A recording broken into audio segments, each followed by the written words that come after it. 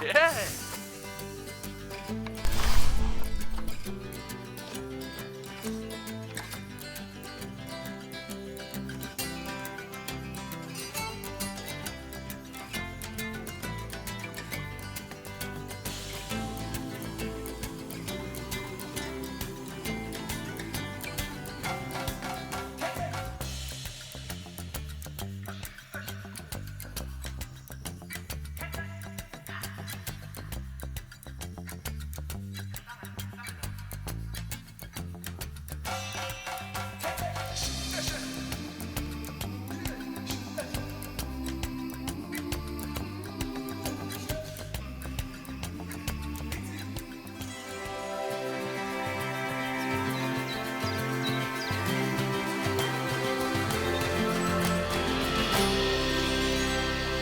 Ah, heyo at Hematu.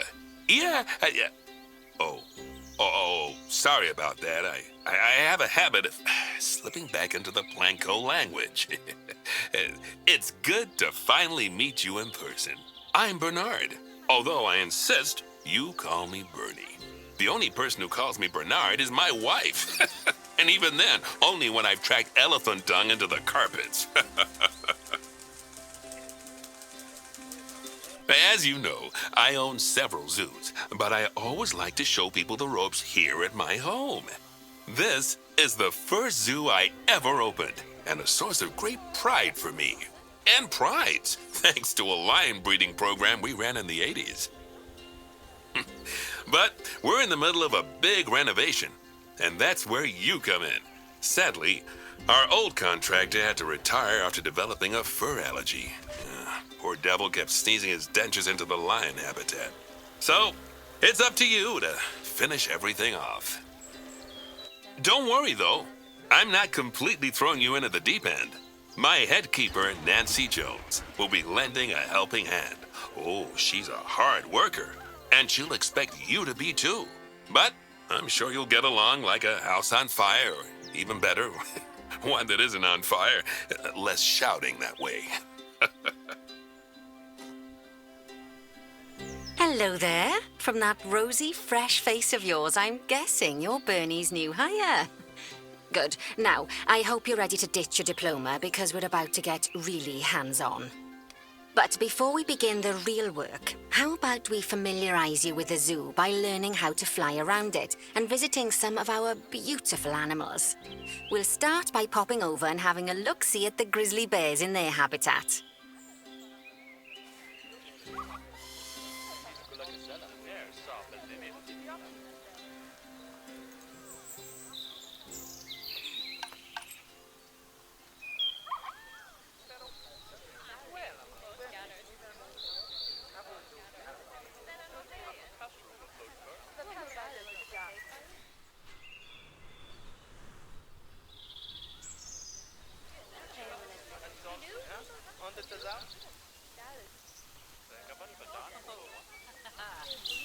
Did you know that grizzly bears, also known as Ursus arctos horribilis, can hibernate for up to 7 months a year? Oh, but then again, given the chance, I think a lot of people would do that too. Select one of the bears and you'll bring up its information panel. This is where you can find out all kinds of information about your animal, the most important thing being its overall welfare. You'll learn more about animal welfare today as we go through your objectives. But for now, let's enjoy this magnificent animal. Why don't you select the camera at the bottom of its information panel?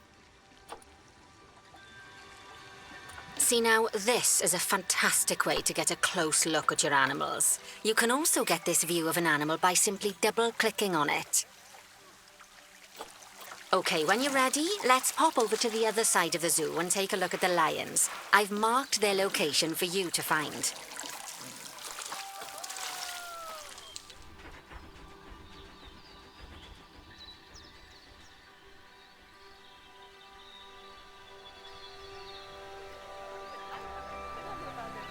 Panthera leo leo.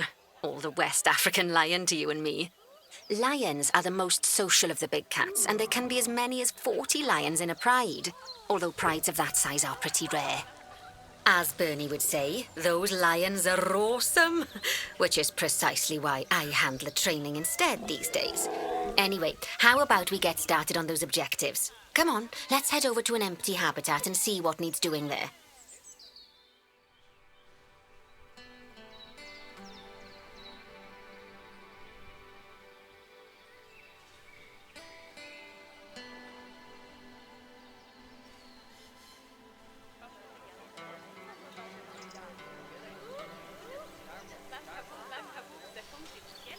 As you can see, it's a lovely space for animals, but it's missing a certain something. Well, two somethings. Warthogs. So I'd like you to adopt a pair of them. To adopt animals, we need to open the animal market, which is in the animal trading section. There we are, a pair of perfectly splendid warthogs for our zoo. Just click on them and select Adopt from the side menu. Normally, the animal exchange would be full of animals, but I've emptied out the market while you learn how it works. The last thing I need is you accidentally ordering a dozen elephants.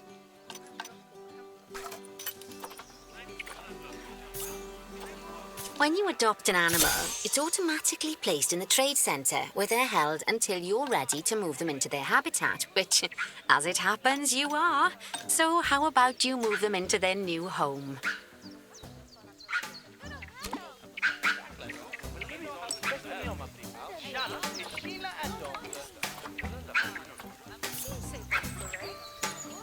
When you ask for an animal to be moved into a habitat, your caretakers will go to the trade centre, collect your animal and deliver them to your selected habitat. I've marked the trade centre's location, so let's go and watch the caretakers in action.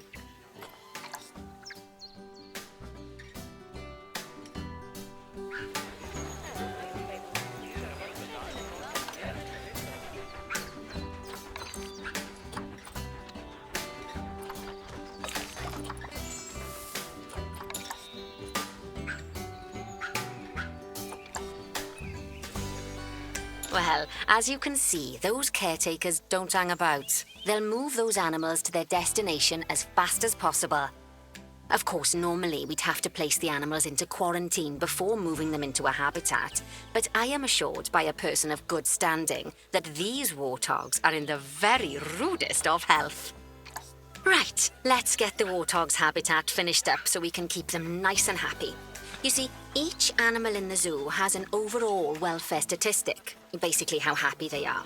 And that overall welfare statistic is itself comprised of 4 different areas: nutrition, social health, habitat, and enrichment. Luckily, if you select an animal, you'll bring up their animal welfare information panel, which we saw earlier, where you can see how they're doing. That way, you'll know exactly what areas need to be addressed. Don't worry if that's a lot to remember. You can always check the Zoopedia for more information. Let's start by making sure we're taking care of the warthog's nutrition welfare. To do this, we'll need to place a food station and a drinking station. Now, each animal requires a different type of feeding station. And for the warthogs, it's a small feeding trough. So let's add one of those and a water bowl.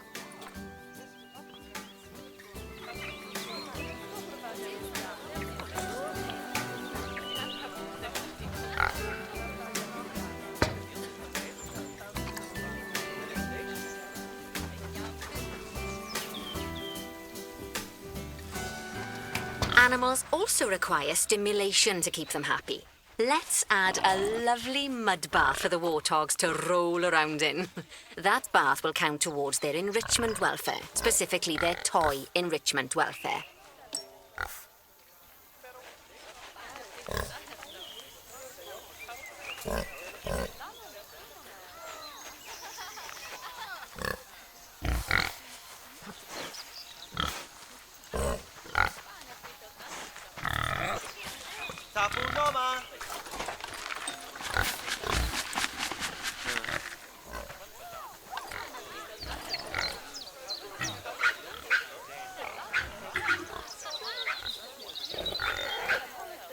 Oh, nice work. You've You've got a knack for this, I see. Now, our contractor had to leave in a hurry, so this place is in a fair old state. Unfinished thingamajigs and whatsits all over the shop. But the first thing we need to finish is the ostrich habitat. It's over near the hippos.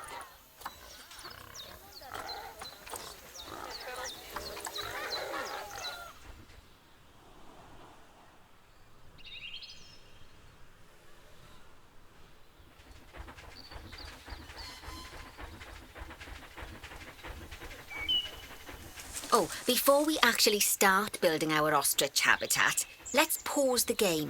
Just click the pause button in the bottom right corner. Ah, that's more like it. A quick break.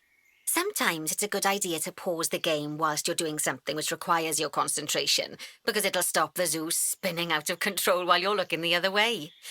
Let's keep the game paused while we get this ostrich habitat built. Okay. Job number 1 here is to add a habitat gate before we complete the barrier. Every habitat needs a habitat gate. After all, how else would the keepers get in and out? Just make sure it's hooked up to the path so the keepers can reach it.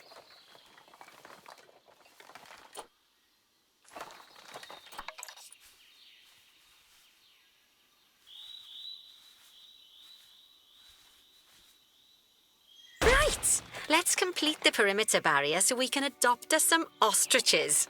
I've marked out an area for you to use, so I'd like you to finish off the perimeter using the brick barrier.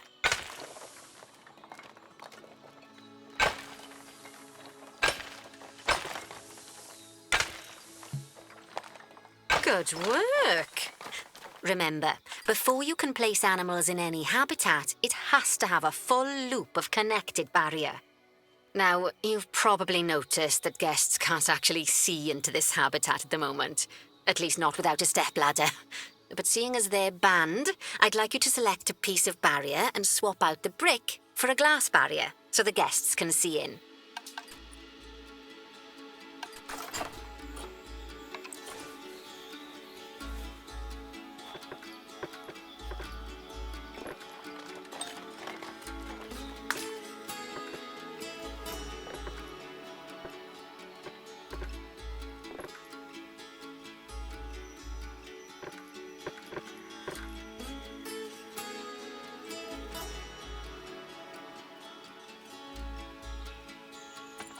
There we go. Adding in more windows gives guests even more opportunities to see the animals in a habitat. It's always best to make sure the guests can get a good view into a habitat from the path they're walking on, because it makes them happy, and because this would be a pretty terrible zoo if they couldn't. The last thing we need to do is to add a donation box. You see, when guests enjoy the view of an animal, they'll make a donation. Just make sure you put them in easy-to-reach places, like near a viewing point. Donation boxes are one of the main sources of income for the zoo, so make sure you remember them. Now, before we adopt our ostriches, you should click the play button. After all, if the game's paused, then so are our caretakers, which will make it a bit tricky for them to deliver the ostriches, eh? By the way, as well as pausing the game, you can speed the game up by clicking on the fast forward button. It'll run everything at 2 times and 5 times faster. It can be useful, especially if you're waiting for money to accumulate or for animals to be delivered to your habitat. Personally, I use it when I'm waiting for a brew to finish. All right, you've finished the habitat, so it's high time we adopted those ostriches, don't you think? Let's get 4 of them in here.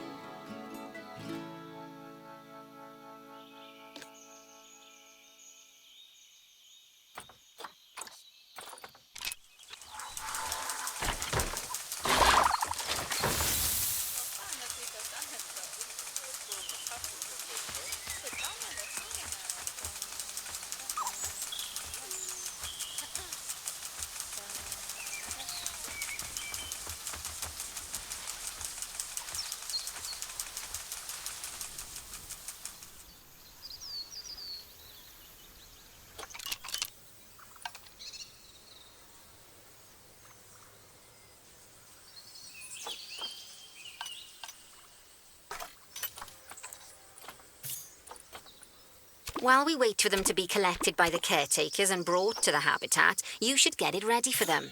Add a suitable feeding station, water station, and an appropriate food enrichment item. It's often best to place things like enrichments and feeding stations near to the habitat perimeter so guests can get a really good view of the animals.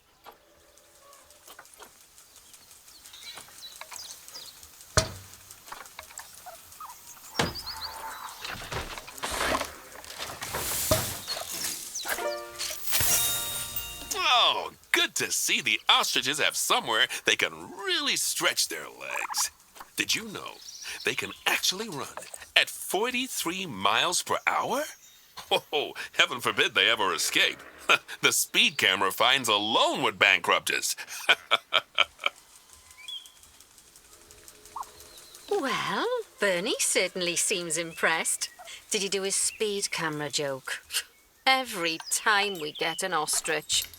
So, now we've made the ostriches' lives a bit better, let's do the same for the keepers, shall we? To make it easier for the keepers to feed the ostriches and hippos, we should build a new keeper hut. Keeper huts are where the keepers prepare the food for animals, so they should be placed near to the habitats to make sure the keepers don't waste their time walking when they should be looking after the animals. You'll need to rotate the keeper hut to get it to connect up to the path.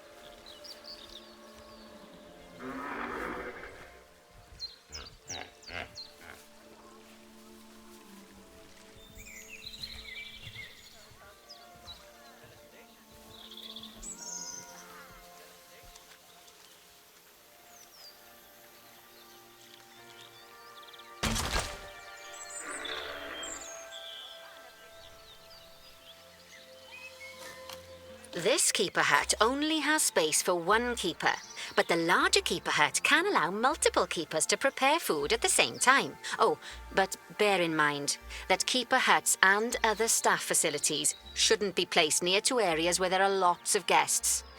Guests don't like seeing facility buildings, and it can affect their happiness. Negatively. In case that wasn't clear.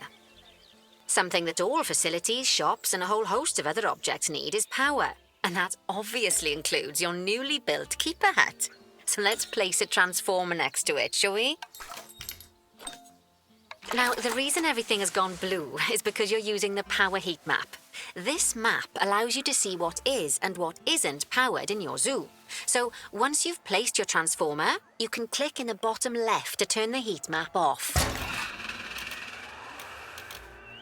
Lovely work. Now the keepers can start using the hut to prepare food, and thanks to where you've put it, they won't need to walk very far to deliver it to the ostriches and hippos. Let's get on to your next objective then. Bengal tigers. We want to adopt some, but I'm afraid there's nothing ready for them yet.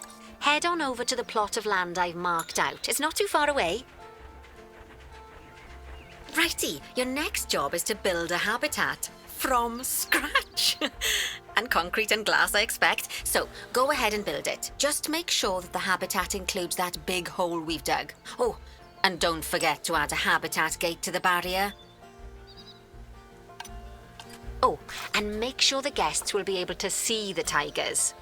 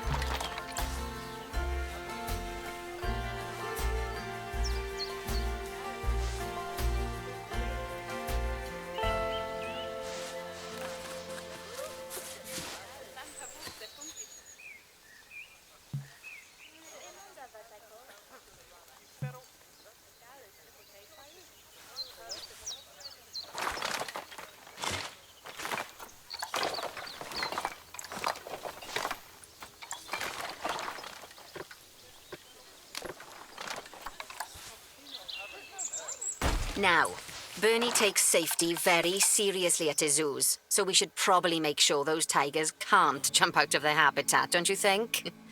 The way we'll do it is by changing the height of the habitat's barrier. Okay then, you should start by double-clicking the habitat barrier, which will take you into barrier editing mode. Great. Now highlight the entire perimeter of the habitat. You can do that by clicking and dragging the barrier selection tool.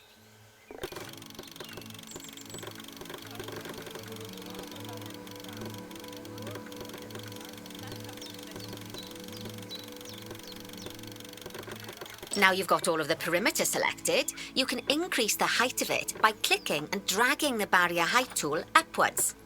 You'll want to make sure it reaches a height of at least 3.7 meters.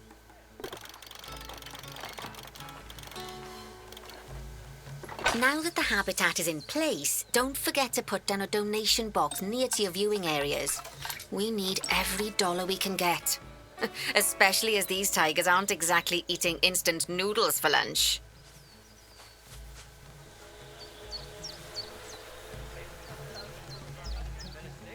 Okay, that's the habitat boundary complete, the habitat gate in place, and most importantly, the tigers won't be able to jump out of it anymore. I think it's time we adopted those tigers.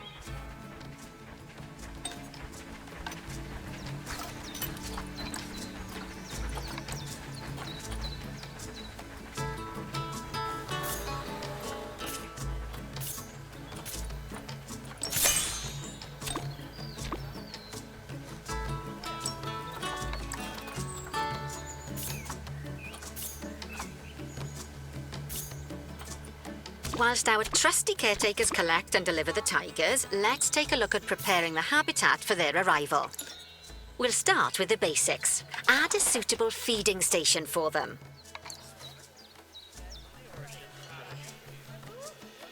This time, instead of adding a water bowl, let's try something different. Some animals need a pool in their habitat so they can go for a swim, but they can also use it to drink from. All you have to do is make sure the banks of the pool have a gentle slope so they can easily get a nice, refreshing drink. There's already a pool excavated, but you still need to fill it with water. You should do that by going into Terrain and selecting the water tool.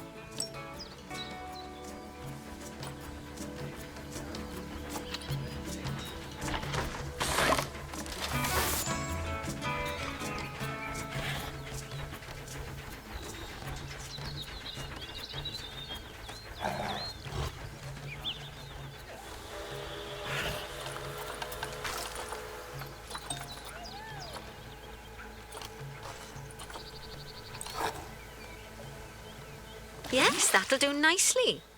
Of course, just like the warthogs and ostriches, these tigers will also need some enrichment. Why don't you add some suitable toy and food enrichment items into their habitat?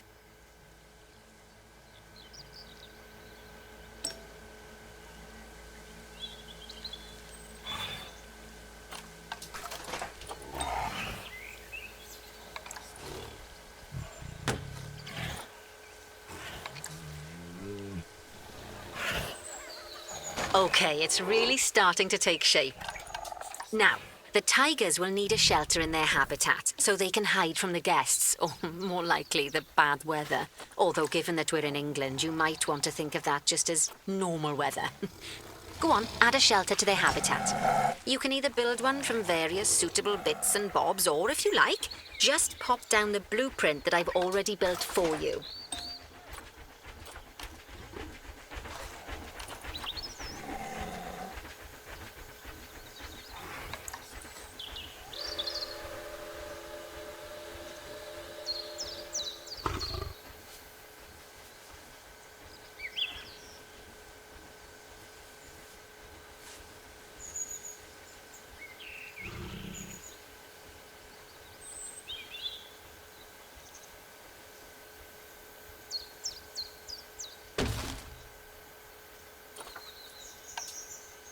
Oh, poor Dabs. I'm sure it can't have escaped your attention that the tigers look a bit miffed. That's because they aren't too keen on the type of terrain in their habitat. Select a tiger and bring up its information panel. Rightio. Click on the Terrain tab. That way you can view the terrain information and see how they feel about the different types of terrain. That'll tell you what the tigers need more of or less of in this habitat.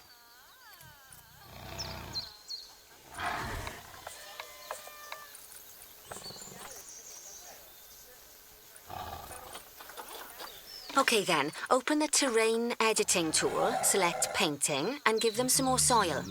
Yes, that should help with the habitat part of their welfare.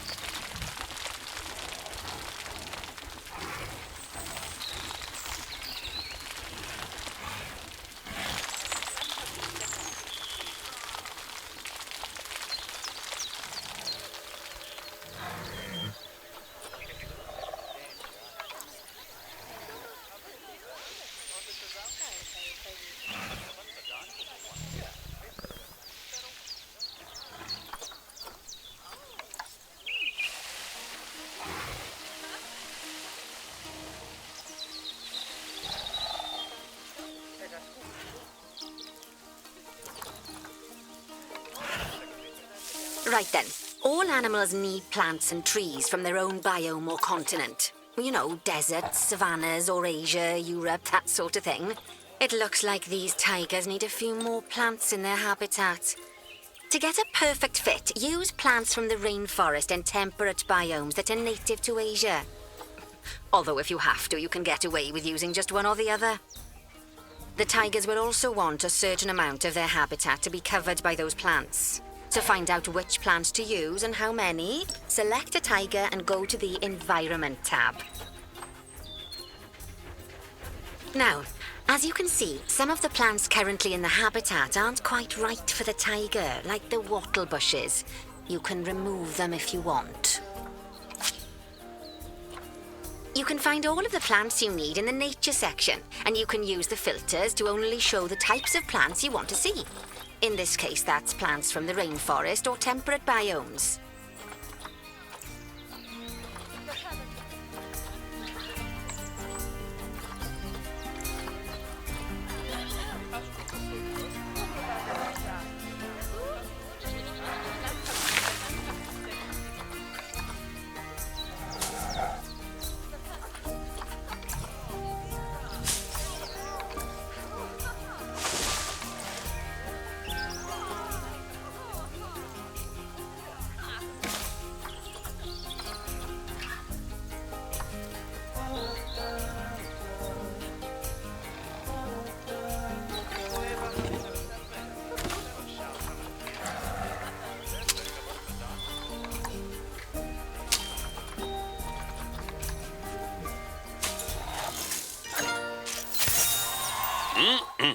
They say the good fences make good neighbors. I guess that's doubly true when one of the neighbors is a Bengal tiger.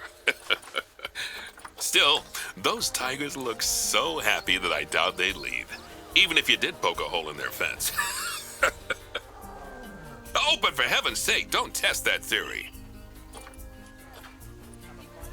Right, let's head over to the Indian peafowls. I've been told that we need to improve their social welfare.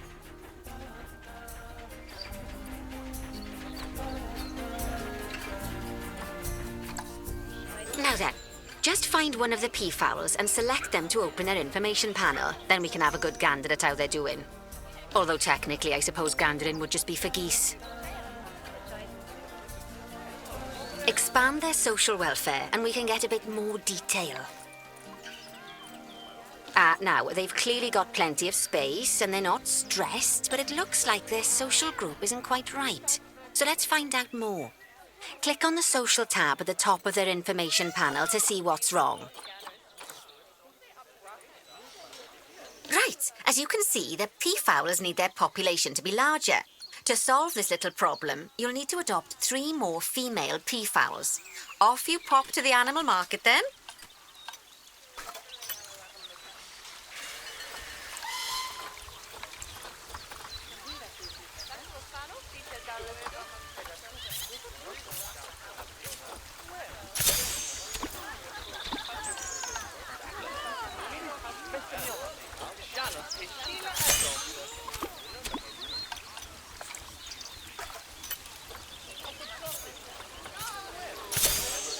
Let's work on those peafowls. I expect they'll be delivered soon.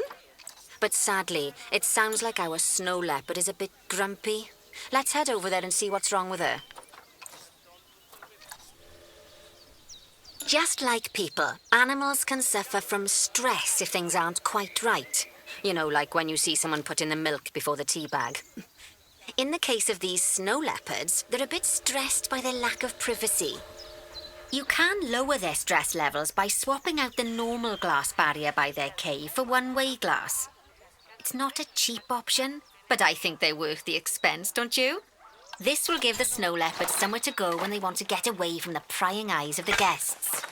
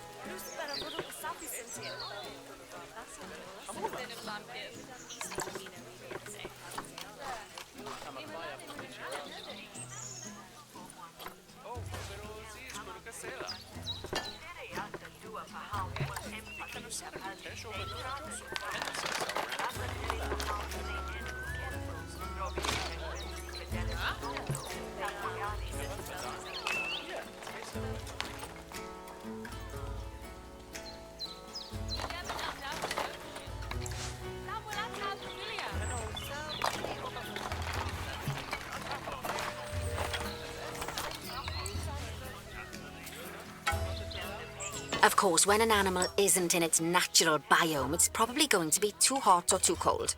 Unsurprisingly for the snow leopards, it's too hot.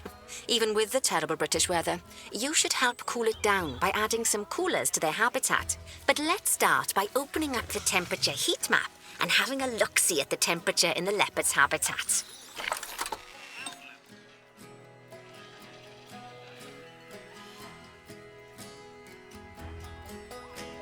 As you can see, we already have one cooler in there. Let's pop some more down and get as much of the habitat as chilly as we can. Luckily for us, this habitat already has power, but you'll need to make sure of that in the future.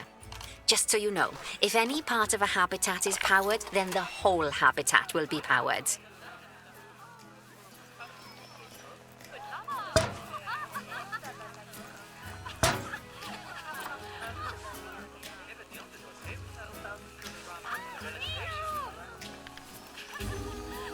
You can find heat maps for all sorts of helpful things, so do be sure to explore them and make good use of them.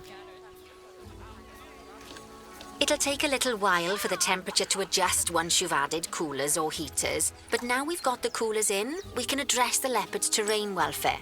You see, what the leopards really want in here is snow and rock, so let's make that happen.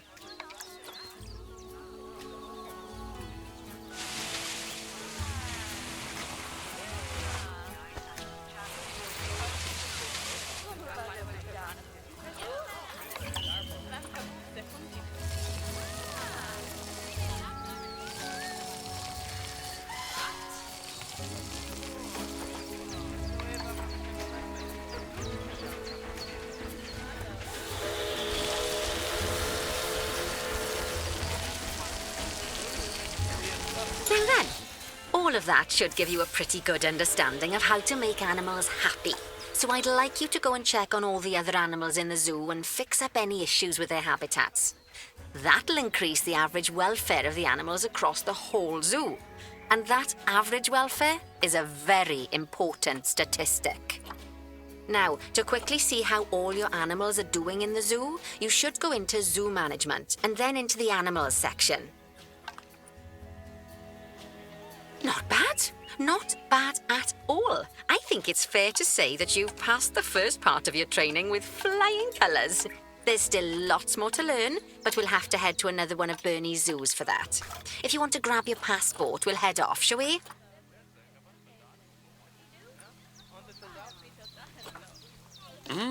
Sounds like you've got the whole zoo purring away nicely. Well, purring, grunting, screaming, booming. All the appropriate noises. I guess I was right to hire you, huh? Don't tell her I told you, but Nancy wasn't sure you'd even last the morning. So, we're happy this is working out. And Nancy owes me a Foxy coffee. As strange as it seems, considering we just met, when I look at you, I feel like you're the child I never had. After the one I did have, obviously. But you see, zookeeping's not for my daughter. Don't get me wrong.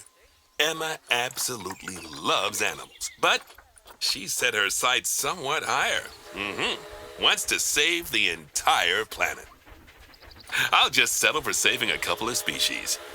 And maybe having a type of frog named after me.